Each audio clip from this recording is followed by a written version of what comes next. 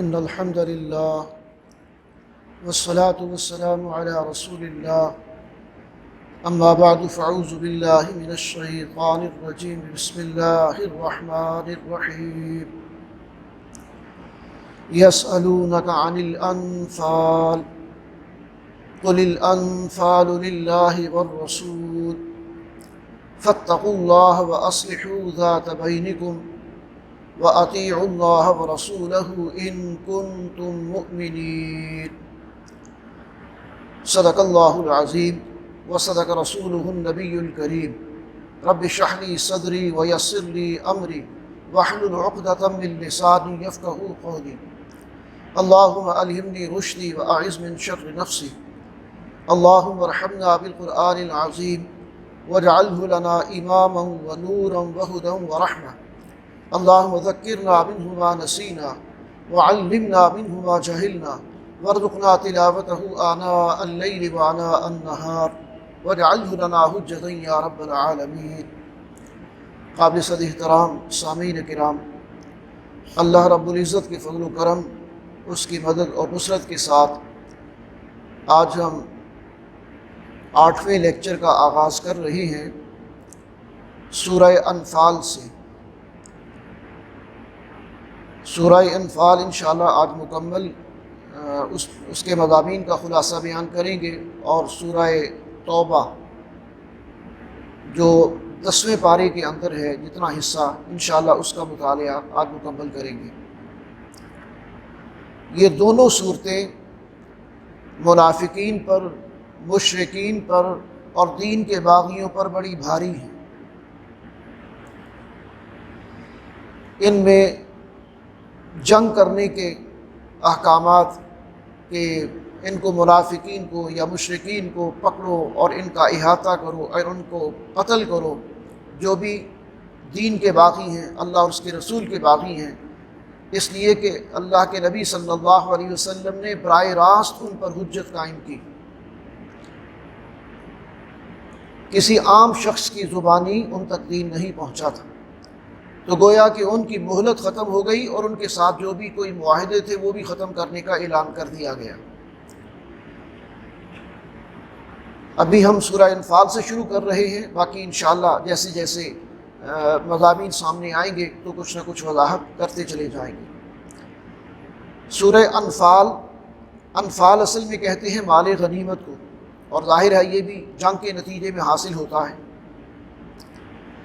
یسألونک عن الانفال، اے نبی صلی اللہ علیہ وسلم وہ آپ سے سوال کرتے ہیں، پوچھتے ہیں مال غنیمت کے بارے میں، یعنی صحابہ کرام۔ قل الانفال للہ والرسول، بس آپ ان کو بتا دیجئے کہ مال غنیمت جو ہے یہ اللہ کے لیے ہے اور اس کے رسول کے لیے ہے۔ فاتقوا اللہ، بس تم اللہ سے ڈرتے رہو، اللہ کا تقوی اختیار کرو، متقی بن کر زندگی گزارو۔ وَأَصْلِحُوا بَيْنَ ذَاتِكُمْ وَأَصْلِحُوا ذَاتَ بَيْنِكُمْ، اور اپنے درمیان جو بھی اس معاملے میں اختلاف پیدا ہو گیا ہے اس کی اصلاح کرنا۔ مال غنیمت کے حوالے سے صحابہ کرام کے درمیان ایک اختلاف پیدا ہو گیا تھا۔ غزوہ بدر میں اللہ نے فتح عطا فرمائی تو بہت سا مال غنیمت ہاتھ آیا۔ اب جو لوگ میدانی جنگ میں لڑے تھے آگے بڑھ کر، ان کا خیال یہ تھا کہ اس پر صرف انہی کا حصہ ہے۔ کچھ لوگ ہیں جو نبی اکرم صلی اللہ علیہ وسلم کی حفاظت پر مامور تھے، ان کا خیال تھا کہ ان کا حصہ ہے۔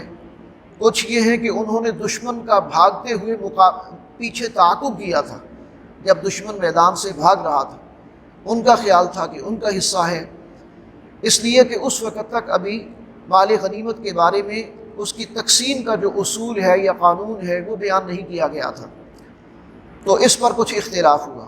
اب اس کانٹیکسٹ میں یہ آیات نازل ہوئی اور کہا گیا کہ دیکھو جو بندہ مومن ہے اس کے پیش نظر مال غنیمت کبھی بھی نہیں ہوتا۔ وہ جہاد کرتا ہے، قتال کرتا ہے اللہ کی راہ میں، تو شہادت ہے مطلوب و مقصود مومن، نہ مال غنیمت نہ کشور کشائی۔ اللہ کی رضا اور شہادت پانے کا جذبہ یہ ان کے پیش نظر ہوتا ہے، اللہ کے دین کی سربلندی، اس کے لیے قربانی دینا ان کے پیش نظر ہوتی ہے۔ یہ مال غنیمت کے حوالے سے انہیں کبھی بھی زیادہ فکر مند نہیں ہونا چاہیے۔ تو جو کچھ بھی اختلاف پیدا ہو گیا ہے اس کی اصلاح کریں۔ وَأَطِيعُوا اللَّهَ وَرَسُولَهُ، اور اصلاح کا طریقہ کیا ہے؟ اللہ اور اس کے رسول کی طرف سے جو ہدایات مل رہی ہیں انہیں قبول کریں۔ ان کنتم مؤمنین، اگر تم ایمان والے ہو۔ ایمان والے تو وہ تھے، ان سے بڑا ایمان والا اور کون ہو سکتا ہے؟ صحابہ کرام رضوان اللہ تعالیٰ اجمعین۔ لیکن یہ ایک سمجھانے کا انداز ہے، تو بہرحال اس پر وہ سارا معاملہ جو ہے وہ ٹھنڈا پڑ گیا اور ہر کوئی خاموش ہو گیا۔ اور اس کے بعد پھر مال غنیمت کی تقسیم کا اصول بھی آ گیا۔ وہ آگے جو 10ویں پارے کی پہلی آیت ہے اس کے اندر اس کی تفصیل جو ہے وہ بیان کر دی گئی۔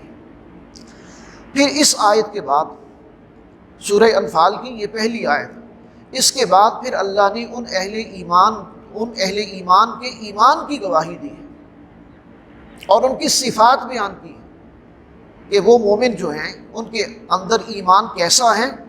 تو مومن تو وہ ہیں، انما المؤمنون الذین اذا ذکر اللہ وجلت قلوبهم واذا تلیت علیہم آیاتہ زادتہم ایمانا وعلی ربہم یتوکلون، کہ مومن تو وہ ہیں کہ جب اللہ کا ذکر کیا جاتا ہے تو ان کے دل کانپ اٹھتے ہیں، وجلت قلوبہم، ان کے دل کانپ اٹھتے ہیں۔ اور وَإِذَا تُلِيَتْ عَلَيْهِمْ آيَاتُهُ، اور جب ان کے سامنے اللہ کی آیات پڑھی جاتی ہیں، زادتہم ایمانا، تو ان کے ایمان میں اور زیادہ اضافہ ہو جاتا ہے۔ قرآن پڑھنے سے، اللہ کی آیات پڑھنے سے اہل ایمان کے دل میں ایمان کا اضافہ ہوتا ہے، ان کے ایمان کو اور تازگی مل جاتی ہے۔ جب ان کے سامنے اللہ کی آیات کی تلاوت کی جاتی ہے تو یہ آیات ان کے ایمان میں اضافہ کر دیتی ہیں، اور وہ اللہ ہی پر بھروسہ کرتے ہیں، ان کا اعتماد، ان کا یقین اللہ ہی پر ہے۔ اور پھر فرمایا کہ وہ نماز قائم کرتے ہیں اور اللہ کی خوشنودی حاصل کرنے کے لیے اس کی راہ میں مال خرچ کرتے ہیں۔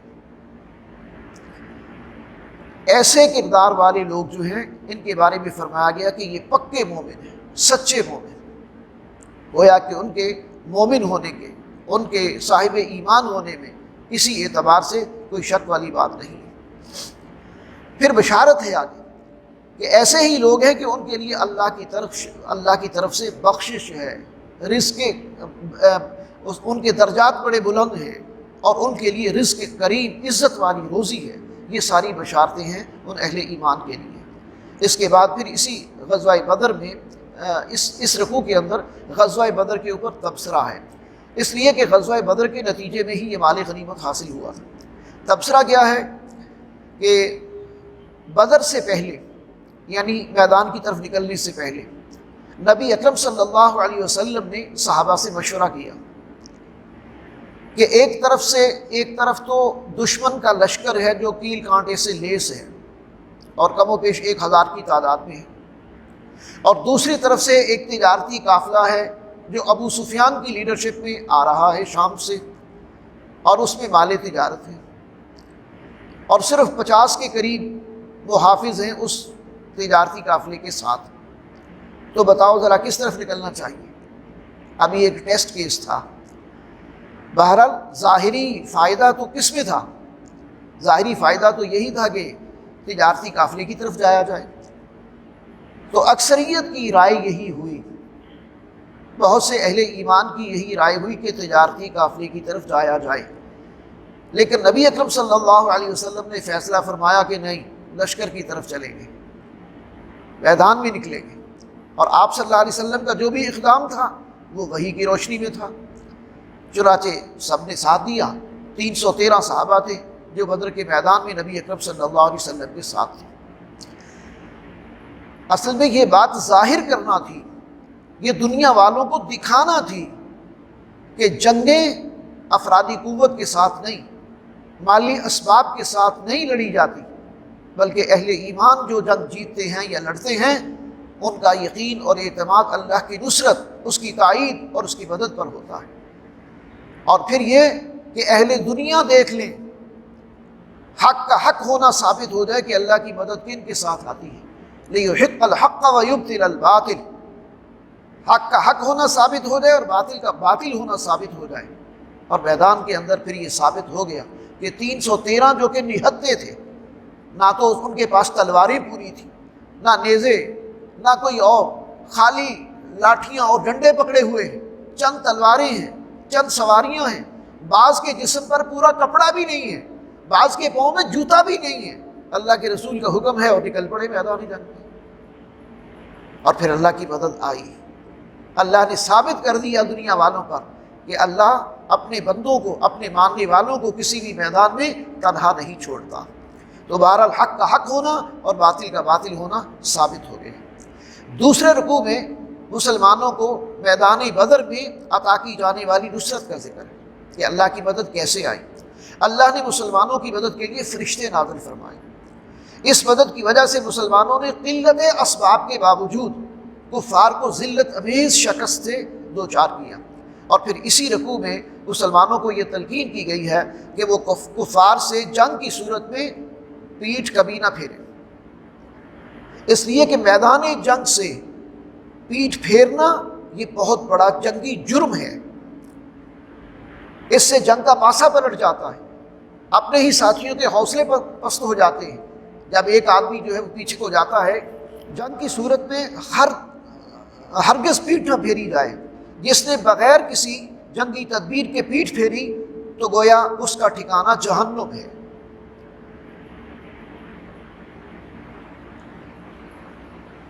جنگی تدبیر کیا ہو سکتی ہے؟ یہ جنگ کے اندر جو جنگ کے ماہرین ہیں نا، وہ جانتے ہیں کہ پلٹنا، جھپٹنا، جھپٹ کر پلٹنا، یہ انداز ہوتا ہے۔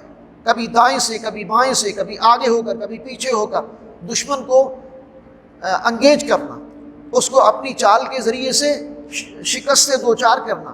تو یہ جنگی تدبیر کے طور پر پیچھے ہٹنے کی تو اجازت ہے، ویسے میدان میں پیٹھ پھیرنے کی اجازت نہیں تھی۔ اور ان کے لیے بڑی سخت وارننگ ہے کہ ورنہ پھر ان کا ٹھکانہ جہنم ہوگا۔ اور جو بدر میں مدد آئی اس کے حوالے سے بہت خوبصورت شعر ہے کہ فضائے بدر پیدا کر فرشتے تیری نصرت کو اتر سکتے ہیں گردوں سے قطار اندر قطار اب بھی، کہ اگر وہ فضا آج بھی اہل ایمان پیدا کریں جو ان کے پاس وسائل ہیں، جتنی طاقت ہے اس کو منظم کرے، اس کو ترتیب دیں، اور دشمن کے مقابلے میں اللہ کے دین کی سربلندی کے لیے کہ جس خطۂ زمین میں وہ آباد ہیں وہاں ان کے پیش نظر اللہ کے دین کو غالب کرنا ہو، نافذ کرنا ہو، اس کے لیے وہ اگر مقابلے کے لیے تیار ہو جائیں گے تو پھر انہیں اپنے وسائل کی قلت، اپنی افرادی قوت اور باقی چیزوں کا جو ہے نا وہ کوئی اس کا نقصان نہیں ہوگا۔ اللہ کی مدد ان کے شامل حال ہوگی اور انشاءاللہ وہ سرخرو ہوں گے۔ تیسرے رکوع میں مسلمانوں کو حکم دیا گیا ہے کہ اللہ اور اس کے رسول کی پکار پر لبیک کہو، ہر حال میں عافیت اسی میں ہے، حالات جنگ کے ہوں یا امن کے ہوں۔ اللہ اور اس کے رسول کا جو حکم ہے سر آنکھوں پر، اسے مانو، اسے قبول کرو، اس پر عمل کرو۔ ایسا نہ ہو کہ اللہ تمہارے دلوں پر مہر لگا دے۔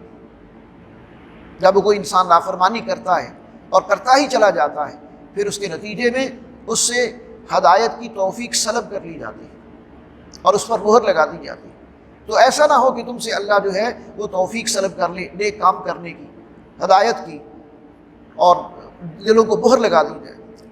اسی رکوع میں یہ نصیحت بھی کی گئی ہے کہ اللہ اور اس کے رسول کے ساتھ خیانت مت کرو۔ یا ایھا الذین آمنوا لا تخونوا اللہ والرسول وتخونوا اماناتکم، اے ایمان والو اللہ اور اس کے رسول کے ساتھ خیانت نہ کرو۔ اللہ اور اس کے رسول کے ساتھ خیانت کیا ہے؟ جو وعدے، جو قول و قرار اللہ اور اس کے رسول کی وفاداری کے لیے ہم نے کیے ہیں انہیں پورا کرنا چاہیے۔ اچھا، اسی کانٹیکسٹ میں آگے فرمایا گیا کہ انما اموالکم و اولادکم فتنہ، بے شک تمہارے مال اور تمہاری اولادیں فتنہ ہیں، آزمائش ہیں۔ اور بسا اوقات یہ مال کی محبت میں یا اولاد کی محبت میں انسان دین سے پسپائی اختیار کرتا ہے، کمپرومائز کرتا ہے، مشکلات سے گھبراتا ہے کہ اولاد کے مفادات خطرے میں نہ پڑ جائیں، مال کے مفادات خطرے میں نہ پڑ جائیں۔ تو انما اموالکم و اولادکم فتنہ واللہ عندہ اجر عظیم، اور جو بھی اس آزمائش میں پورا اتریں گے ان کے لیے اللہ کے ہاں اجر عظیم ہے۔ اللہ تعالیٰ ہمیں ان فتنوں میں اور ان آزمائشوں سے محفوظ رکھے اور بچنے کی توفیق عطا فرمائے۔ چوتھے رکوع میں مسلمانوں کو بشارت دی گئی ہے کہ اگر تم تقویٰ کی روش پر کاربند رہو گے تو اللہ تمہیں حق و باطل کے مارکے میں کامیابی عطا فرمائے گا، تمہارے گناہ معاف فرما دے گا۔ مشرکین مکہ اس وقت حق کا راستہ روکنے کے لیے اپنا مال خوب خرچ کر رہے تھے، تو اہل ایمان کو بھی ترغیب دی جا رہی ہے تو کہ تم اللہ کے دین کی سربلندی کے لیے، اس کے غلبے کے لیے اپنا مال خرچ کرو، اور اللہ کی مدد تمہارے شامل حال ہوگی، اور مشرکین دنیا میں بھی ذلیل و رسوا ہوں گے اور آخرت میں بھی اللہ کے عذاب کا ایندھن بنیں گے۔ تو گویا کہ اللہ کی مدد انہی کے ساتھ ہوتی ہے جو خلوص و اخلاص کے ساتھ دین کے لیے قربانی دینے کا جذبہ رکھتے ہیں اور اس کے لیے میدان عمل میں اترتے ہیں۔ 10واں پارہ شروع ہو رہا ہے اور اس کے پہلے رکوع میں وہ آیت ہے جس میں مال غنیمت کی تقسیم کا اب جو ہے وہ حکم دیا گیا اور تفصیل بیان کر دی گئی کہ اسے کیسے تقسیم کرنا ہے۔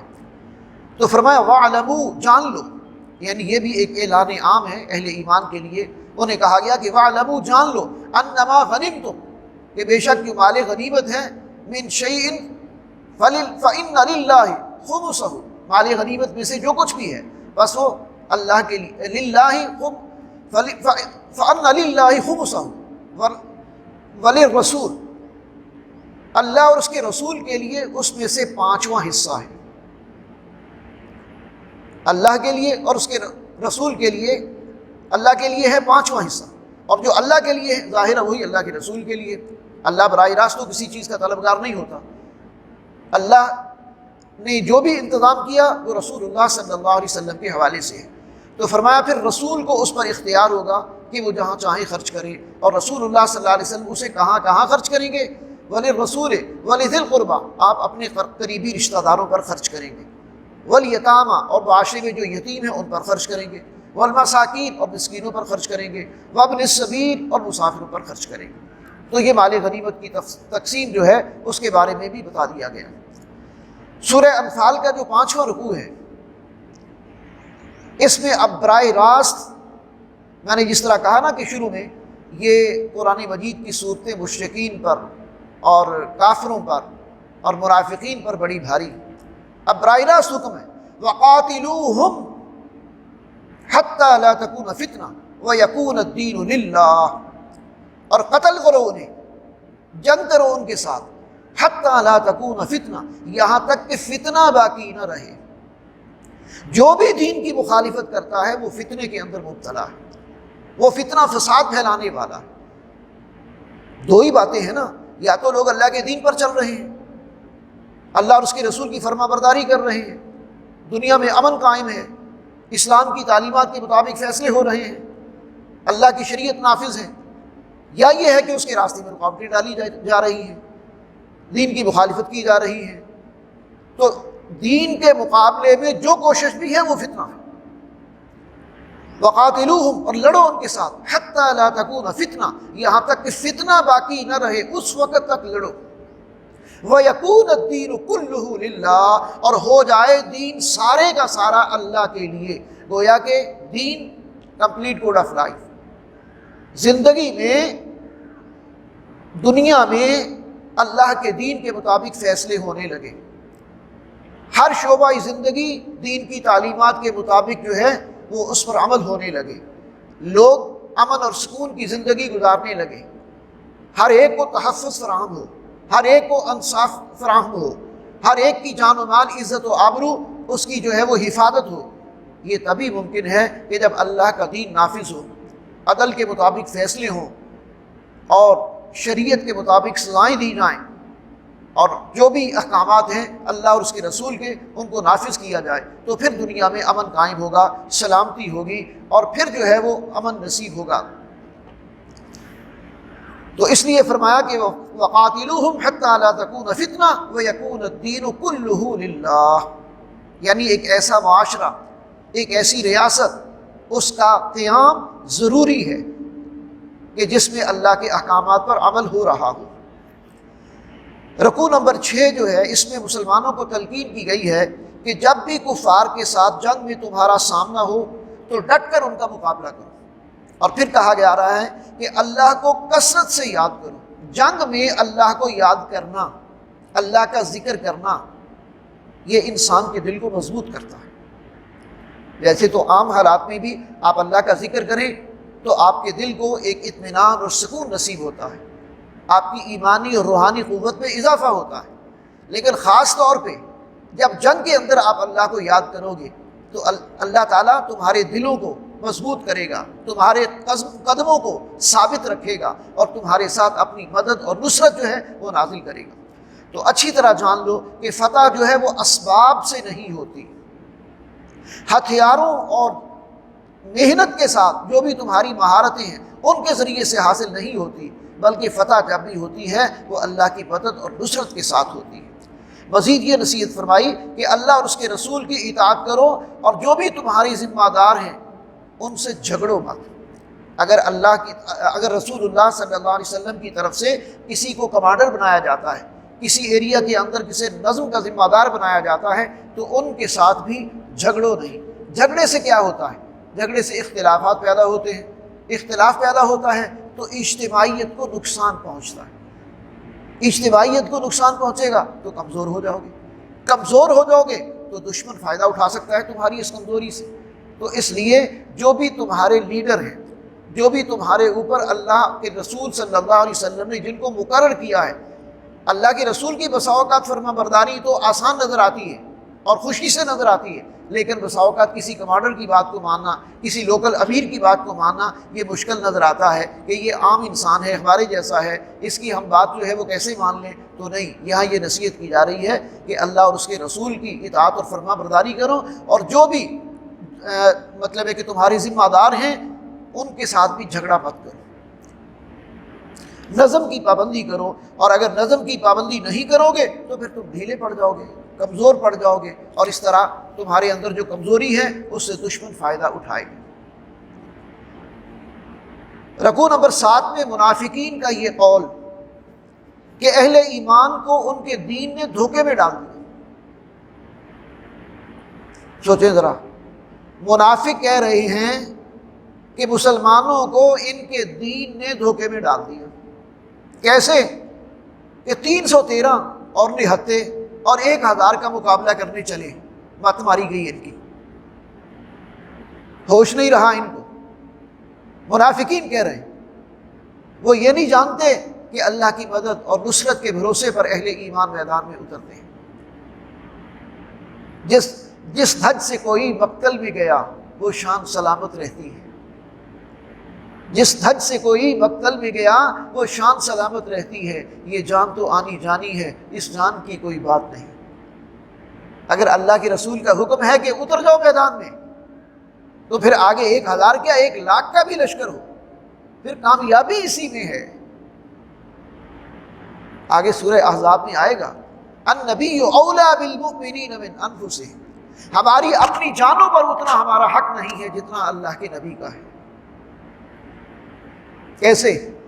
ہم اپنی مرضی سے اپنی جان کو ختم کر دیں تو خودکشی اور حرام موت ہے، اور اگر اللہ کے نبی حکم دے کہ اترو میدان میں، اترو سمندر کے اندر، چلو آگے 1000 ہے اور تم 313، لگا دو جان کی بازی، تو اب کامیابی اسی میں ہے کہ اللہ کے رسول صلی اللہ علیہ وسلم کی فرما برداری اختیار کی جائے۔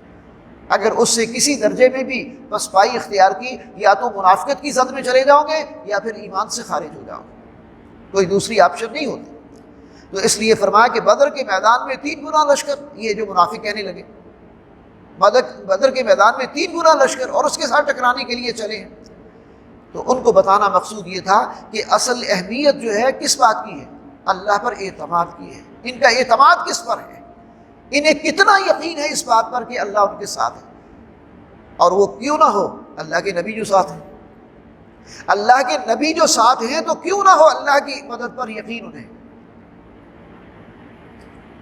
اہل ایمان کا بھروسہ اللہ پر ہوتا ہے، اللہ نے ان کی مدد کی اور انہیں شاندار فتح سے نوازا۔ منافقین موت کے ڈر سے میدان جنگ میں نہیں آئے، لیکن وہی جب بستر پر ان کو موت آتی ہے، منافقین جب بستر پر ان کو موت آتی ہے تو کیا وہاں کی موت ان کے لیے کوئی آسان موت ہوتی ہے؟ منافق کی موت اللہ نے بیان کیا قرآن مجید میں، فرشتے مارتے ہیں ان کے چہروں پر، ان کی پیٹھوں پر، مار مار کے ان کی جان نکالتے ہیں۔ کہا جاتا ہے نا 360 جوڑ ہیں انسانی جسم کے اندر، اور ایسے منافق قسم کے جو لوگ ہیں جب ان کی جان نکالی جاتی ہے تو ایک ایک جوڑ پر ان کی جان کو روکا جاتا ہے اور ان کی ٹھکائی کی جاتی ہے، ان کی پٹائی کی جاتی ہے، پھر جان اس کی روح آگے چلائی جاتی ہے، پھر روکا جاتا ہے، پھر مارا جاتا ہے۔ اس طرح مار مار کر ان کو جو ہے وہ ان کی جان نکالی جاتی ہے۔ اور یہ سزا ان کو کیوں دی جاتی ہے؟ اس لیے کہ انہوں نے اللہ اور اس کے رسول کی نافرمانی کی، میدان کے حوالے سے بزدلی دکھائی، پسپائی اختیار کی، اور دین کے تقاضوں کو انہوں نے پورا نہیں کیا۔ ایک طرف کہتے ہیں ہم مسلمان، اور دوسری طرف اللہ کے رسول تو جائیں میدان میں دشمن سے جنگ کرنے کے لیے، اپنے آپ کو خطرے میں ڈالیں، اور آپ بیٹھے ہوں پیچھے۔ اب سوچئے ایسی حالت میں کوئی شخص کہے کہ نہیں جی میں تو مسجد نبی میں جا کے بیٹھ کے نفل پڑھتا ہوں، اور میں تو مسجد نبی میں بیٹھ کے نعتیں پڑھتا ہوں۔ یہ منافقین کا یہی طرز عمل تھا نا، کہ وہ مسجدوں میں یا اللہ کے رسول کی موجودگی میں بسا اوقات آپ کی تعریفیں کرتے، لیکن جب میدان میں اترنے کا وقت آتا تو آپ کو چھوڑ دیا، آپ کا ساتھ چھوڑ دیا۔ احد کے اندر ساتھ چھوڑ دیا تھا نا، 300 منافق جو ہیں عین میدان کے اندر ساتھ چھوڑ کر چلے گئے۔ تو اس کی بہت بڑی وارننگ ہے، بہت بڑی سزا ہے۔ 8واں رکوع جو ہے سورہ انفال کا، مسلمانوں کو حکم دیا گیا ہے کہ کافروں کے مقابلے میں امکانی حد تک اپنی پوری تیاری کرو۔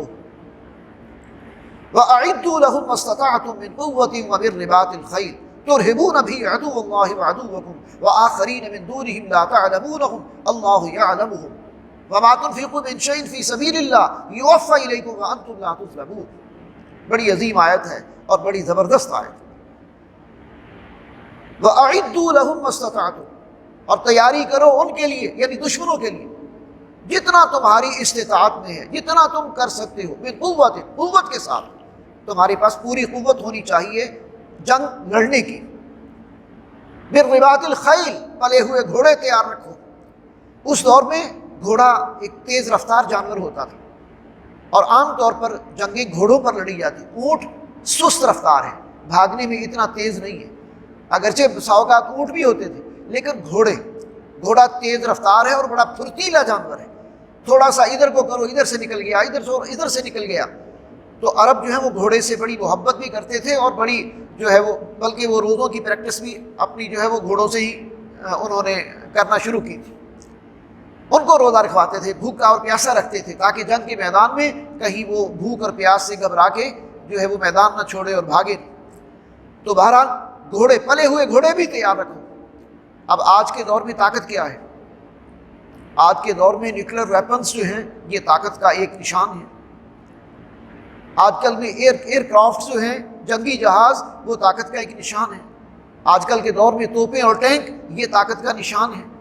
تو اللہ نے حکم دیا اہل ایمان کو کہ دشمن کے مقابلے میں اپنی پوری تیاری جو ہے وہ تم بھی رکھو۔ وَأَعِدُّوا لَهُم مَّا اسْتَطَعْتُم مِّن قُوَّةٍ وَمِن رِّبَاطِ الْخَيْلِ تُرْهِبُونَ بِهِ عَدُوَّ اللَّهِ وَعَدُوَّكُمْ، تاکہ تم ان کے ذریعے سے رعب طاری کرو، ہیبت طاری کرو اللہ کے دشمنوں پر اور اپنے دشمنوں پر۔ تُرْهِبُونَ بِهِ عَدُوَّ اللَّهِ وَعَدُوَّكُمْ وَآخَرِينَ مِن دُونِهِمْ، اور کچھ وہ بھی ہوتے ہیں جو چھپے ہوئے دشمن ہوتے ہیں۔ ایک تو دشمن سامنے ہوتا ہے، ایک چھپے ہوئے دشمن ہوتے ہیں۔ یہ جو اسلحہ کی نمائش کی جاتی ہے نا ملکوں کے اندر، یہ ایک جھلک دکھانا اصل میں ہوتا ہے دشمنوں کو۔ نام تو ہوتا ہے نا کہ اپنے لوگوں کے سامنے جو ہے وہ اسلحے کی نمائش کی جا رہی ہے، ویسے تو پوری دنیا سے لوگ جو ہیں وہ دیکھنے آتے ہیں، بیرون ممالک کے سفیر جو ہیں وہ بھی دیکھتے ہیں اور اپنے ملکوں کو رپورٹ کرتے ہیں کہ ان کے پاس یہ کچھ ہے۔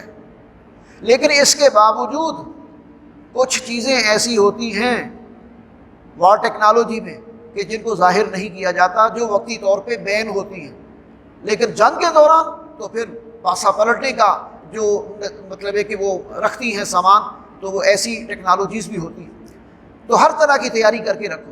اور دشمن ایک تو سامنے ہوتا ہے، پتہ ہے فلاں ملک فلاں قوم ہماری دشمن ہے، دوسرا کچھ خفیہ دشمن بھی ہوتے ہیں جو ہر وقت یا تو ملک کے اندر اس کو نقصان پہنچا رہے ہوتے ہیں، یا باہر کے لوگوں کے لیے وہ ایجنٹ کا کردار ادا کر رہے ہوتے ہیں، یا کوئی اور صورت جو ہے وہ ہوتی ہے جس کے نتیجے میں وہ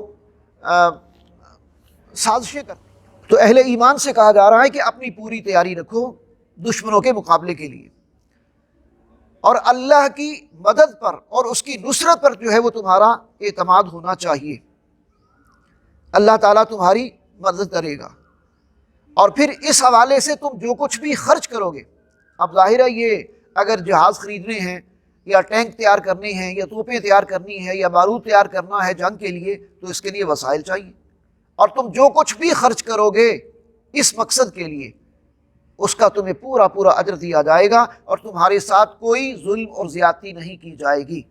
مطلب یہ ہے کہ کسی اعتبار سے بھی تمہیں نقصان نہیں ہوگا، تمہیں فائدہ ہی فائدہ ہے۔ تم اگر فزیکلی جنگ میں جا سکتے ہو تب بھی، تم اگر انفاق مال کے ذریعے سے اس میں حصہ ڈال سکتے ہو تب بھی، ہر اعتبار سے فائدہ ہی فائدہ ہے۔ رکوع نمبر 9 میں ایک بڑا نازک مضمون ہے جو بیان ہوا ہے۔ نازک کس اعتبار سے؟ نبی اکرم صلی اللہ علیہ وسلم کی شخصیت بڑی رحیم اور کریم شخصیت تھی، اور اس کا اظہار جو ہے وہ قیدیوں کے حوالے سے بھی ہوا۔ غزوہ بدر اہل ایمان اور کفار کے درمیان پہلی کھلی جنگ تھی، اور کافر بھرپور تیاری کے ساتھ آئے تھے۔ مسلمان ان کے پاس وسائل کی انتہائی کمی تھی، افرادی قوت کی بھی کمی تھی۔ اللہ کی مدد اور نصرت کے ساتھ ان کو فتح حاصل ہوئی، مال غنیمت بھی حاصل ہوا، اور 70 مشرک جو ہے وہ قیدی ہوئے، 70 مارے گئے، 70 قیدی ہوئے۔ اب جو قیدی ہوئے ان کے بارے میں نبی اکرم صلی اللہ علیہ وسلم نے صحابہ سے مشورہ کیا۔ حضرت ابو بکر صدیق رضی اللہ تعالیٰ عنہ کے مزاج میں بھی نرمی تھی، انہوں نے بھی مشورہ دیا کہ اللہ کے رسول ان کو فدیہ لے کر چھوڑ دینا چاہیے۔ اللہ کے رسول کی اپنی رائے بھی یہی تھی۔ حضرت عمر رضی اللہ تعالیٰ عنہ سے مشورہ لیا، انہوں نے کہا کہ نہیں، سب کے سر قلم کر دینے چاہیے، اور ہر کوئی اپنے اپنے رشتہ داروں کے سر قلم کرے، اس لیے کہ وہ جو مکے سے 1000 آئے تھے تو یہ انہی کے رشتہ دار تھے اہل ایمان کے، اور بدر کے اندر بھی یہ تھا کہ اپنے رشتہ داروں کے خلاف لوگ لڑ رہے تھے۔ تو جب انہوں نے مکہ سے نکالتے وقت کوئی ترس نہیں کھایا، کوئی رحم نہیں کھایا، کسی رشتہ داری کا لحاظ نہیں کیا، تو آج جب یہ قابو آ گئے ہیں، ہتھے چڑھ گئے ہیں، تو اب ان کو کیوں چھوڑا جائے، اور کیوں نہ ہو کہ کفر کی جو ہے وہ کمر توڑ کے رکھ دی جائے۔ لیکن نبی اکرم صلی اللہ علیہ وسلم کی چونکہ آپ کا ذاتی رجحان بھی اس طرف تھا کہ ان کو فدیہ لے کے چھوڑ دیا جائے، اور حضرت ابو بکر صدیق رضی اللہ تعالیٰ عنہ کی رائے بھی یہ ہوئی، آپ نے یہ فیصلہ کر لیا۔ اللہ نے اس پر آپ کو توجہ دلائی کہ یہ آپ نے ٹھیک نہیں کیا، کہ آپ دنیا کا مال چاہتے تھے، بس اتنا ہی کہا کہ کیا آپ جو ہے وہ دنیا کا مال چاہتے تھے، اس لیے آپ نے ان کو قتل کیوں نہیں کیا، تاکہ یہ جو کفار ہیں، بڑے بڑے کافر ہیں، یہ ان کی کمر ٹوٹ جاتی اور زمین کے اندر خون بہا کے ان کے اوپر ایک ہیبت طاری کر دی جاتی، ان سب کو قتل کر دینا چاہیے تھا۔ بہرحال وہ فیصلہ ہو گیا، اور اللہ نے پھر فرمایا کہ واللہ غفور الرحیم، اللہ بخشنے والا ہے، آپ سے جو بھی ایک اجتہادی خطا ہوئی یا سہو ہوا، اور آپ اللہ تعالیٰ نے اصلاح بھی فرما دی، بتا بھی دیا، اور یہ ہے کہ ساتھ یہ بھی فرما دیا کہ اللہ نے آپ کو معاف فرمایا۔ تو یہ اس سلسلے میں ہے، فرمایا کہ بدر میں قید کیے گئے کفار کو فدیہ لے کر چھوڑنے کا جو فیصلہ ہے یہ درست نہیں ہے۔ ابھی تو ضروری تھا کہ کفار کی کمر توڑنے کے لیے انہیں قتل کیا جاتا، اب چونکہ آپ کے مزاج میں ایک نرمی تھی فطری طور پر، لہذا آپ نے درگزر کا فیصلہ فرمایا، اور اس طرح قیدیوں کو فدیہ لے کر چھوڑ دیا۔ اور یہ فدیہ جو تھا یہ بھی مال غنیمت کی طرح تھا، اور اس کو مال غنیمت کی طرح ہی تقسیم کیا گیا۔ رکوع نمبر 10 جو ہے، اس میں حقیقی مومن وہ ہیں، وہ سعادت مند لوگ ہیں جنہوں نے ایمان لانے کے بعد یہ کام کیے۔ کون کون سے؟ نمبر 1، انہوں نے ہجرت کی، ایمان تو لے آئے، مکہ میں جو ظلم و ستم تھا وہ بھی برداشت کرتے رہے، لیکن اب مجھے بتائیے، گھر بار چھوڑنا کوئی آسان کام ہے؟ ساری زندگی جہاں گزاری ہو، اور اگر کوئی تھوڑی بہت پونجی ہے تو وہ اسی جگہ ہے، کوئی کاروبار ہے، کوئی جائیداد ہے، کوئی گھر ہے، رشتہ داریاں ہیں، یہ ساری اسی جگہ ہوتی ہیں۔ لیکن ہجرت کی اور پھر جان اور مال دونوں سے اللہ کی راہ میں جہاد کیا، جہاں جان لگانے کا موقع آیا وہاں جان لگائی، جہاں مال خرچ کرنے کا موقع آیا وہاں مال خرچ کیا۔ یہ وہ سچے مومن ہیں، یہ وہ مومنین صادقین ہیں۔ اور پھر اسی طرح انصار مدینہ کی تعریف کی گئی کہ انصار مدینہ وہ ہیں کہ جب یہ اہل ایمان مکہ سے ہجرت کر کے مدینہ آئے تو انصار مدینہ نے بھی اخوت اور بھائی چارے کی ایسی مثال رقم کی، ایسی مثال رقم کی کہ اس کی مثال نہ اس سے پہلے کبھی تھی نہ آئندہ تاریخ میں ہو سکتی ہے۔ نبی اکرم صلی اللہ علیہ وسلم نے مسلمانوں میں سے ایک ایک کو، مدینہ والوں کا، مہاجرین میں سے ایک ایک کو، مدینہ والوں کا، انصار کہتے ہیں مددگار، جنہوں نے مدد کی۔ حضرت عیسیٰ علیہ السلام کے جو فالورز ہیں انہیں انصار اسی لیے کہا جاتا ہے کہ حضرت عیسیٰ علیہ السلام نے ایک آواز لگائی تھی، من انصاری الی اللہ، کون ہے اللہ کی راہ میں میرا مددگار؟ تو جن لوگوں نے ان کا ساتھ دیا انہیں حضرت عیسیٰ علیہ السلام کے انصار کہا جاتا ہے۔ تو یہاں یہ محمد رسول اللہ صلی اللہ علیہ وسلم کے انصار تھے، یہ اہل ایمان کے انصار تھے کہ جنہوں نے نصرت اور حمایت کی اور ان کو پناہ دی، اپنے گھروں میں، اپنے کاروباروں میں، اپنے معاملات میں ان کو شریک کیا، جو کچھ گھروں میں ہے اس کو لا کے سامنے رکھ دیا، تقسیم کیا، اور جو بہتر حصہ ہے اپنے مسلمان بھائی کو دیا جو پیچھے گھر بار چھوڑ کے آیا ہے، جو سب کچھ جو ہے وہ معاملات چھوڑ کے آیا ہے۔ تو اللہ نے ان کو بہت اپریشیٹ کیا ہے، بہت ان کی تحسین فرمائی ہے۔ بلا شبہ جو لوگ ایمان لائے، جنہوں نے ہجرت کی، مال اور جان سے اللہ کی راہ میں جہاد کیا، اور جنہوں نے ان کی مدینہ میں نصرت کی، یہ سب کے سب پکے مومن ہیں، اور ان کے لیے بخشش ہے اور ان کے لیے عزت ہے اللہ کے ہاں اور اجر عظیم ہے۔ یہ ہیں وہ صفات جو اللہ نے ان اہل ایمان کی بیان کی۔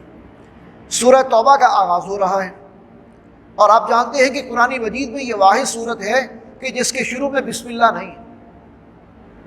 اور حضرت علی رضی اللہ تعالیٰ عنہ کا ایک قول ہے جو امام قرطبی نے اپنی تفسیر میں نقل کیا ہے، وہ کہتے ہیں کہ اصل میں اس سورت کے شروع میں اللہ کی جو شان رحمت ہے اس کا ظہور کیسے ہو، یہ تو ننگی تلوار ہے۔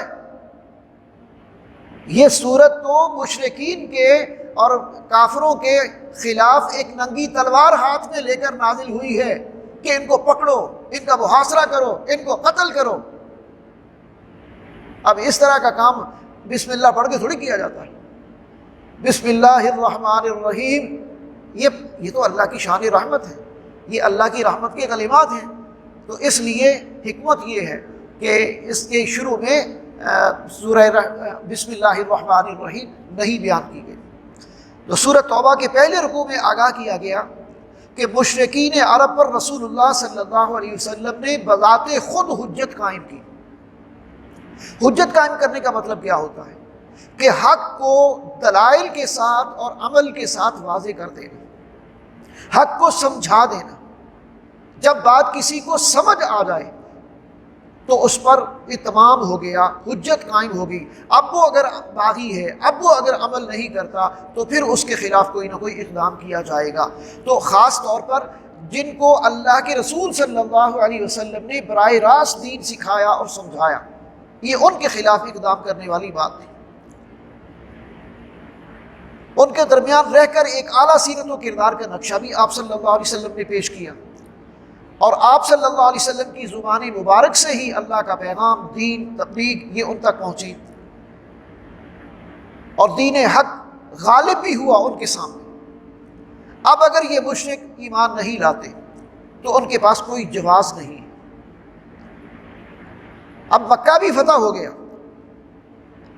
یہ فتح مکہ کے موقع پر نازل ہونے والی آیات ہے اس کے آس پاس۔ تو مکہ فتح ہو گیا، اس کے باوجود مشرکین جو ہیں وہ ایمان نہیں لا رہے، تو ان کے پاس اب کوئی جواز باقی نہیں، لہٰذا ان کو ایک معینہ مدت تک جو ہے وہ اسلامی حدود کے اندر، اسلامی ریاست کی حدود کے اندر رہنے کی اجازت تھی۔ اس کے بعد ان کو حکم تھا کہ وہ اب یہاں سے نکل جائیں اور اس کو چھوڑ دیں۔ البتہ جو کوئی دین کو سیکھنے کے لیے یا سمجھنے کے لیے وہاں رہنا چاہے اسے مزید مہلت دی جا سکتی ہے تاکہ وہ دین کو سمجھنے کے لیے اور سیکھنے کے لیے کچھ وقت اور گزار لے، اور پھر اس کو بھی جہاں وہ چاہے وہاں اس کو پہنچا دیا جائے تاکہ وہ آزادانہ طور پر دین کی تعلیمات پر غور کرے اور اپنی آزادانہ مرضی کے ساتھ دین کو قبول کرے۔ یہ نہ ہو کہ کوئی کہے کہ مجھے تلوار کی زور پر کلمہ پڑھایا اور مجھے زبردستی مسلمان کیا۔ ہاں، جو دین کو غالب ہونے کے بعد پھر بھی وہ حدود کے اندر رہے، اسلامی حدود کے اندر رہے، حرم کی حدود کے اندر رہے، پھر اس کو پکڑو اور اس کو قتل کر دو۔ اب اس لیے کہ اب حدود حرم کے اندر کوئی مشرک باقی نہیں رہ سکتا۔ انما المشرکون نجس فلا یقربوا المسجد الحرام بعد عامهم ھذا، مشرکین جو ہیں نجس ہیں، ناپاک ہیں، اب اس سال کے بعد وہ حرم کی حدود کے اندر نہ رہ سکتے ہیں اور نہ حرم کعبہ کے قریب آ سکتے ہیں۔ تو یہ وہ ہدایات اور رہنمائی تھی۔ دوسرا رکوع جو ہے سورہ توبہ کا، کہ جب قریش نے صلح حدیبیہ توڑ دی تو آپ نے مکہ کی طرف لشکر کشی کا فیصلہ کیا، یعنی فتح مکہ کے لیے جب آپ صلی اللہ علیہ وسلم روانہ ہوئے۔ اس موقع پر چند لوگوں کا خیال یہ تھا کہ مشرکین کے ساتھ صلح کر لی جائے۔ مسلمانوں میں سے بعض کا خیال یہ تھا۔ وہ خیال کیوں تھا؟ اس لیے کہ جو بھی مکے کے اندر آباد ہیں مشرک، وہ آخر انہی مسلمانوں کے قریبی رشتہ دار ہیں، بھائی بند ہیں، عزیز ہیں، اور بعض کی تو اولادیں اور بچے بھی وہاں تھے۔ تو اس لیے ان میں سے بعض کا یہ خیال تھا کہ ان کے ساتھ صلح کر لی جائے، جنگ نہ کی جائے، صلح بہتر ہے۔ اور رشتہ داروں کے حقوق کے حوالے سے انہوں نے اس بات کو جو ہے وہ سامنے رکھا۔ اللہ نے فرمایا کہ حق اور باطل کے درمیان کبھی صلح نہیں ہوتی۔ جو حق کے ساتھ ہیں وہ اللہ کے رسول صلی اللہ علیہ وسلم کے ساتھ دے رہے ہیں، اور جو باطل کے ساتھ ہیں وہ وہاں بیٹھے ہوئے ہیں۔ وہ یا تو ایمان نہیں لائے، یا اگر کسی کے دل میں ایمان ہے تو اس نے اپنے ایمان کو چھپایا ہے، اظہار کیوں نہیں کیا؟ اسے اس کا اظہار کرنا چاہیے تھا۔ جب کفر کو کچلنے کے لیے مطلوبہ قوت میسر آ گئی تو اب مجبوری کوئی نہیں ہے۔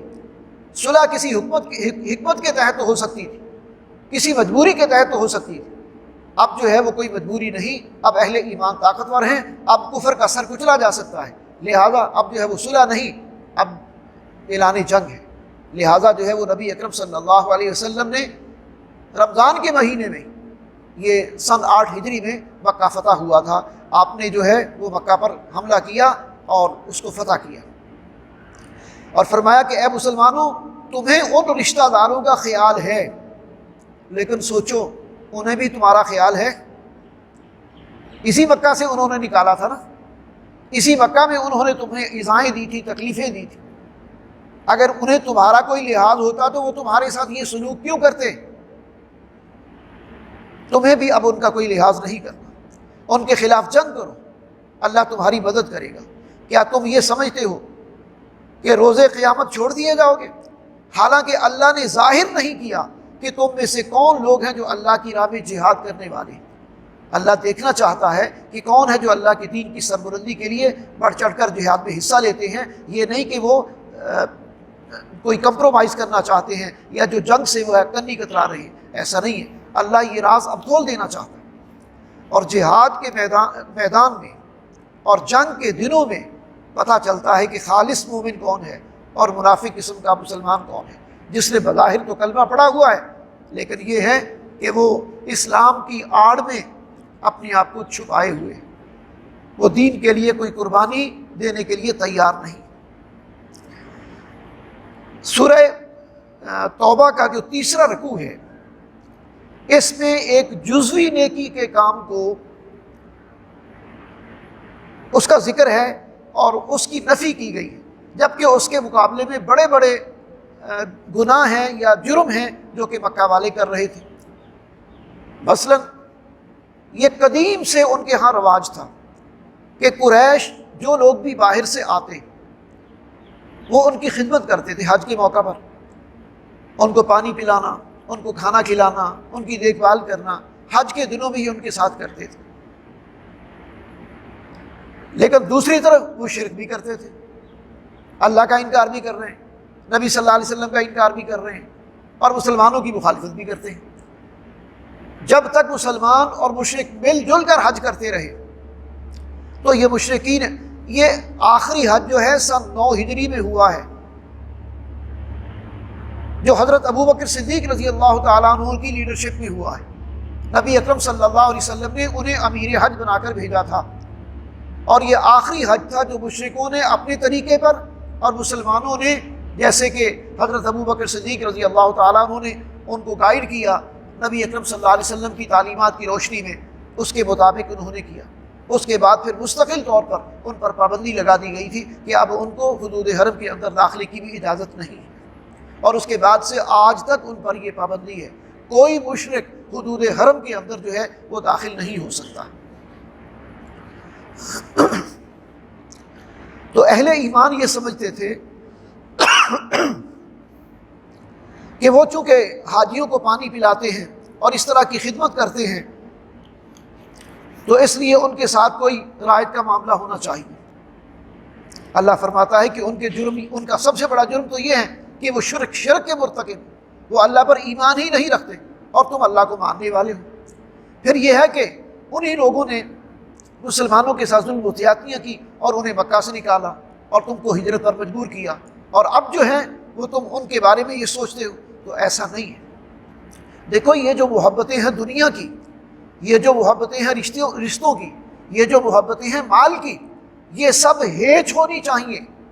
اللہ کی محبت، اس کے رسول کی محبت، دین کی محبت، یہ سب محبتوں سے اوپر ہونی چاہیے۔ اور اسی جگہ اسی رکوع کے اندر وہ آیت ہے، آیت نمبر 24 کہ جس میں کہا گیا اے نبی صلی اللہ علیہ وسلم ان کو بتا دیجیے، قل ان کان آباؤکم وابناؤکم واخوانکم وازواجکم وعشیرتکم واموال اقترفتموها وتجارۃ تخشون کسادها ومساکن ترضونها احب الیکم من اللہ ورسولہ وجہاد فی سبیلہ فتربصوا حتی یأتی اللہ بامرہ واللہ لا یہدی القوم الفاسقین۔ 8 محبتیں ایک طرف، ان کانا آباؤکم تمہارے باپ دادا، و ابناؤکم تمہارے بیٹے، و اخوانکم تمہارے بھائی، و ازواجکم تمہاری بیویاں، و عشیرتکم اور تمہارے رشتہ دار، و اموال اقترفتموها اور وہ مال جو تم نے بڑی محنت کے ساتھ کمائے ہیں اور جمع کیے، و مساکن و تجارت تخشونها اور وہ تمہاری تجارت اور بزنس جس کے بندہ پڑنے کا تمہیں ڈر ہے، و مساکن ترضونها اور وہ گھر جو تمہیں بڑے پسند ہیں، بڑے شوق سے ہر کوئی اپنی مرضی کا گھر بناتا ہے، احب الیکم اگر تمہیں زیادہ محبوب ہیں، من اللہ اللہ سے، و رسول ہی اس کے رسول سے، و جہاد فی سبیلہ اور اس کے راستے میں جہاد کرنے سے، فتربصوا تو پھر پس جاؤ، پھر انتظار کرو، حتی یأتی اللہ بامرہ اللہ کوئی اپنا فیصلہ نافذ کرتے، یا تو اس کا کوئی عذاب آ جائے یا یہ کہ تم پر موت آ جائے، اور موت کے ذریعے سے بھی پتہ چل جائے گا کہ کون سی محبت جو ہے وہ آخرت میں کام آنے والی ہے۔ واللہ لا یہدی القوم الفاسقین اللہ تعالیٰ فاسقوں کو ہدایت نہیں دیتا۔ یہ قربانیاں دینی پڑتی ہیں، جب دین پر چلنا ہو تو کسی وقت جو ہے وہ آباء و اجداد کے تقاضے، کسی وقت جو ہے وہ بیوی بچوں کے تقاضے، کسی وقت جو ہے وہ مال کے تقاضے، کسی وقت جو ہے وہ گھر بار کے تقاضے، یہ پاؤں کی بیڑیاں بن جاتے ہیں اور یہ آگے بڑھنے سے قدم کو روک لیتے ہیں۔ یہ ایسی محبتیں ہیں کہ انسان کے آگے رکاوٹ بن جاتی ہیں۔ اس لیے کہا گیا کہ ان محبتوں کو سب کو ایک پلڑے میں رکھو، اور اللہ اور اس کے رسول کی محبت اور اس کے راستے میں جہاد کرنے کی جو محبت ہے یہ دوسرے پلڑے میں ہونی چاہیے، اور وہ پلڑا بھاری ہونا چاہیے، تب تو تم مومنین صادقین ہو۔ اگر تمہارے دلوں میں ان 8 چیزوں کی محبتیں ہیں، ان میں سے کسی ایک کی محبت جو ہے وہ رچی بسی ہے اور تم جو ہے وہ میدان میں نکلنے سے گھبرا رہے ہو، تو پھر اللہ کے حکم کا انتظار کرو۔ تو بہرحال یہ بہت بڑی وارننگ ہے۔ میں نے جیسے کہا تھا شروع میں کہ یہ سورہ مبارکہ جو ہے انفال اور یہ سورہ توبہ یہ مشرکین پر، منافقین پر، دشمنوں پر بڑی بھاری ہے۔ غزوہ بدر کا ذکر اس میں آیا، فتح مکہ کا ذکر اس میں آیا، غزوہ حنین کا ذکر اس میں آ رہا ہے، غزوہ تبوک کا ذکر بھی اس میں آئے گا۔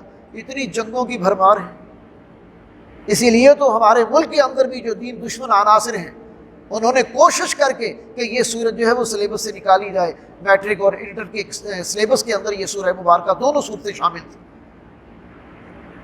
کہ یہ نکال مسلمان بچے جب یہ پڑھیں گے تو وہ کیسے رک سکتے ہیں، ان کے تو مزاج کے اندر یہ بات بیٹھ جائے گی کہ دین کے لیے یہ ساری قربانیاں دینا بڑی عظمت کی بات ہے، لہذا وہ کبھی بھی اس پر کمپرومائز نہیں کرے گا۔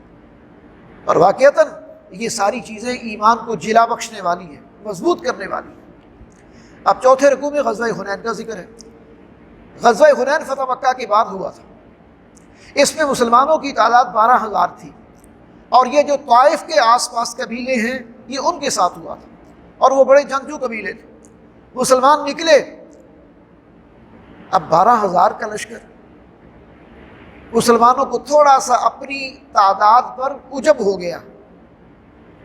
ہم جب 313 تھے تو دشمن کی ایسی تیسی کر دی، ہم جب 1,000 تھے تو دشمن کو ناکو چنے چبا دیے، بلکہ 700 تھے احد کے اندر، اب تھوڑی تھوڑی تعداد میں دشمن کو ایسا کر، اب تو ہم 12,000 ہیں۔ اللہ نے وہی مزہ چکھا دیا تمہیں، مطلب جب انسان کو اپنی طاقت پر بھروسہ ہوا تو اس کا مطلب ہے اللہ کی طرف سے ایک لمحے کے لیے غافل ہو گیا نا۔ ہر لمحہ اللہ کی ذات پر بھروسہ ہونا چاہیے، اسباب اور وسائل اور افرادی قوت پر نہیں۔ بندہ مومن کا بھروسہ ہے ہی اللہ پر۔ جیسے ہی ان کی حدود میں داخل ہوئے، ان کے تیر انداز جو ہیں وہ پہاڑوں کی ایک وادی تھی، طائف جو ہے اس کے پہاڑ ہیں، اور وہ وادی میں سے گزر کے جانا تھا، وہاں انہوں نے اپنے تیر انداز بٹھائے ہوئے تھے۔ اب جو تیر اندازوں نے ایک دم بچھاڑ کی ہے تیروں کی، تو یہ حواس باختہ ہو کر ایک دم جو ہے وہ منتشر ہو گئے، کوئی ادھر کو بھاگا، کوئی ادھر کو بھاگا، کوئی آگے کوئی پیچھے، اس طرح ان کی حالات۔ یعنی یہ جو 12,000 اپنے آپ کو سمجھ رہے تھے کہ آج ہم بڑے طاقتور ہیں، تو اللہ نے احساس دلایا کہ دیکھو بندہ مومن کا اعتماد اور توکل ہمیشہ اللہ پر ہوتا ہے، وسائل پر نہیں ہوتا۔ بہرحال پھر بعد میں مسلمان منظم ہوئے دوبارہ، اور پھر یہی جنگ جو ہے مسلمانوں نے جیتی، اور کفار اور مشرکین میدان چھوڑ کر بھاگے۔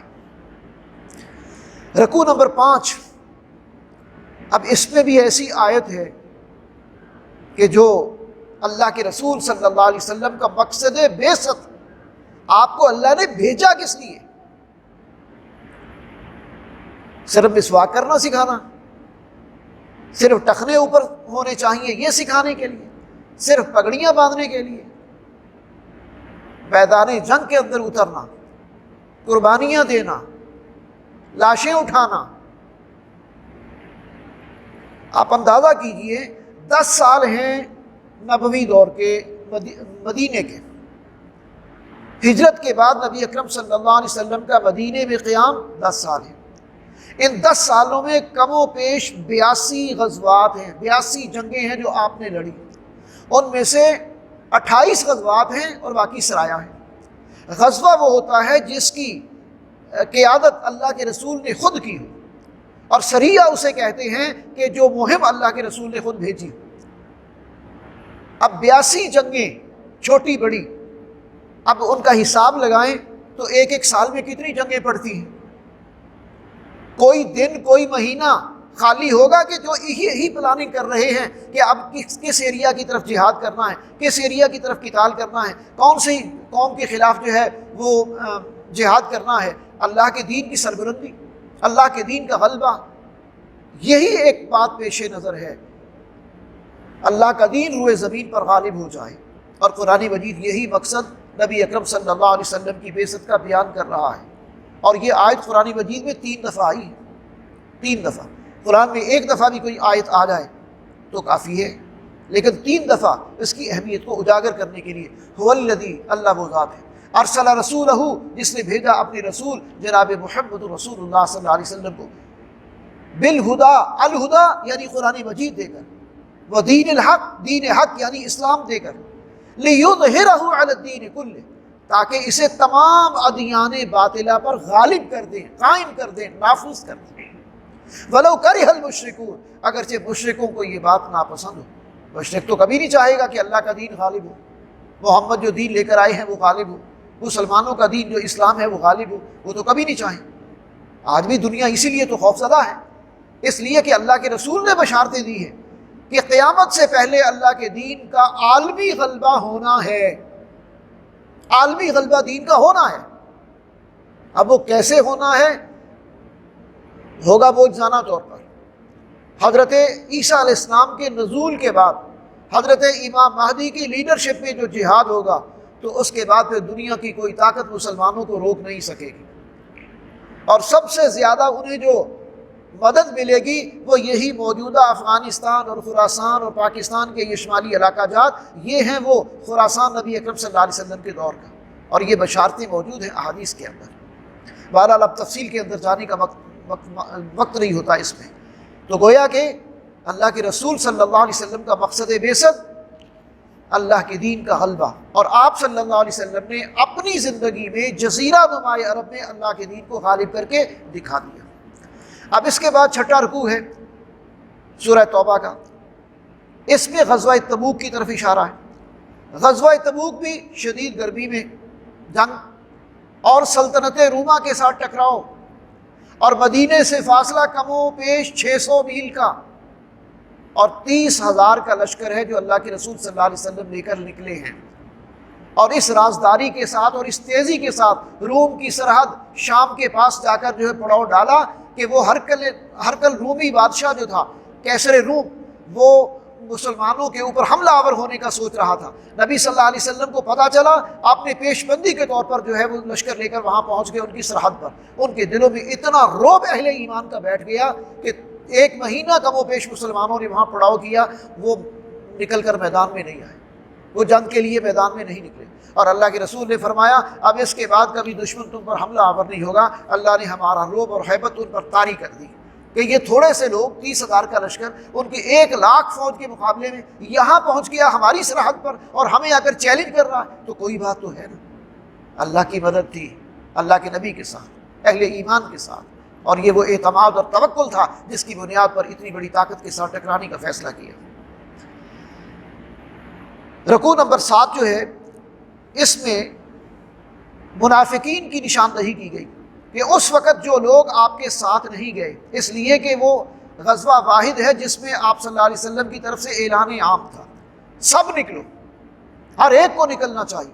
اب جو جان بوجھ کے رک گیا پیچھے، گویا کہ وہ منافق ہے، اور اب ان کی مذمت ہے، اور اللہ نے خود ان کے بارے میں یہ فیصلہ فرما دیا کہ اب آئندہ جو پیچھے رہ گئے غزوہ تبوک میں، اب آئندہ ان کو کسی کو بھی آپ کے ساتھ کسی بھی میدان میں جانے کی، شامل ہونے کی اجازت نہیں۔ یعنی اب وہ مستقل طور پر اس سعادت سے محروم ہو گئے کہ وہ اللہ کے نبی کے ساتھ ہو کر کبھی جہاد نہیں کر سکیں گے، اور یہ بدنصیبی ان لوگوں کے حصے میں آئی جو پیچھے رہ گئے تھے۔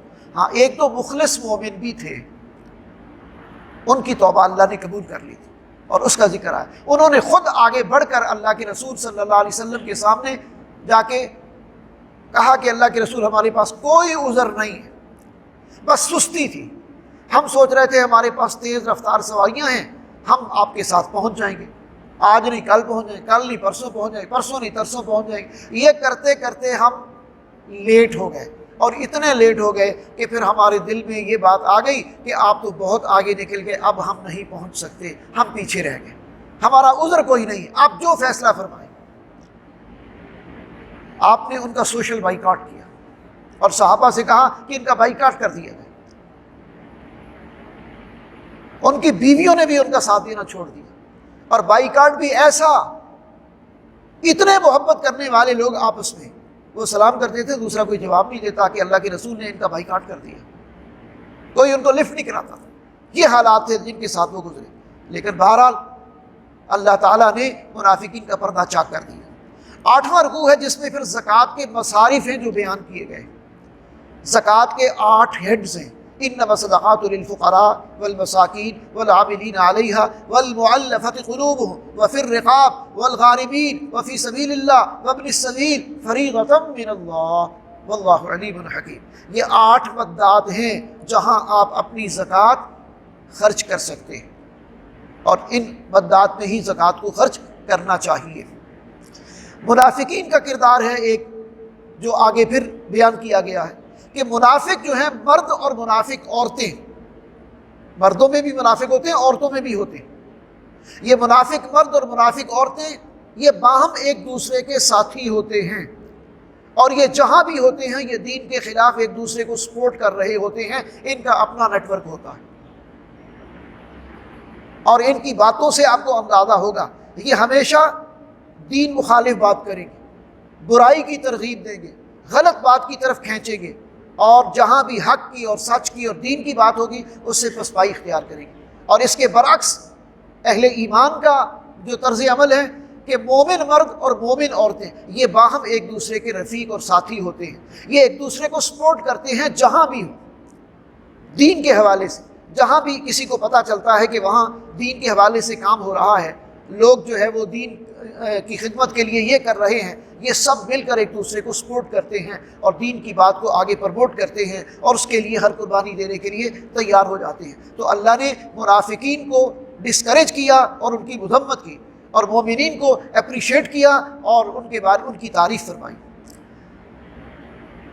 ایک کردار اور ہے جو آگے رکوع نمبر 10 میں بیان ہوا، یہ ہے کہ کچھ لوگ ایسے بھی ہوتے ہیں جو اللہ سے قول و قرار کرتے ہیں، یہ ایک منافق کا کردار ہے۔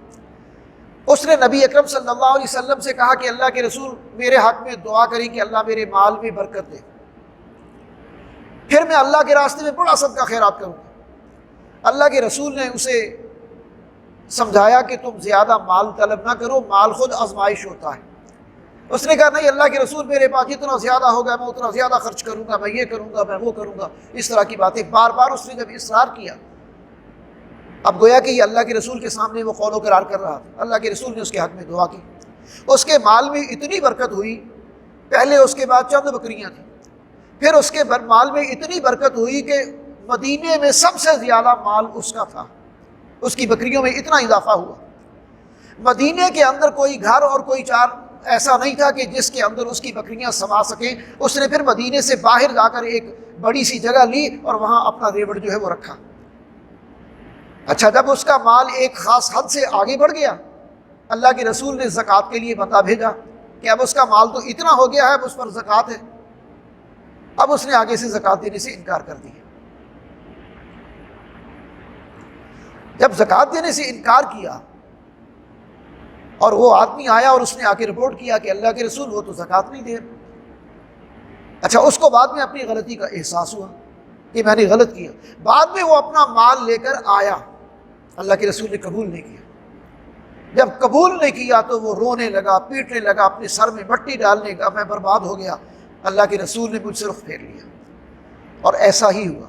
پھر حضرت ابوبکر صدیق کے دور میں وہ شخص اپنے مال کی زکوٰۃ دینے آیا، حضرت ابوبکر صدیق نے بھی اس سے مال قبول نہیں کیا کہ ایسا شخص جس کے اللہ کے رسول نے مال قبول نہیں کیا اس کا میں بھی قبول نہیں کروں۔ حضرت عمر نے بھی اس سے زکوٰۃ قبول نہیں کی۔ گویا کہ وہ منافق کھل کر سامنے آ گیا۔ یہاں اس کا کردار بیان کیا گیا کہ لوگوں میں سے کچھ ایسے بھی ہوتے ہیں جو اللہ سے قول و قرار کرتے ہیں کہ اگر اللہ انہیں اپنے فضل سے نوازے گا، وَمِنْهُمْ مَنْ عَاهَدَ اللَّهُ لَئِنْ آتَانَا مِنْ فَضْلِهِ لَنَصَدَّقَنَّ وَلَنَكُونَنَّ مِنَ الصَّالِحِينَ، ہم بہت خرچ کریں گے اور نیک ہو جائیں گے۔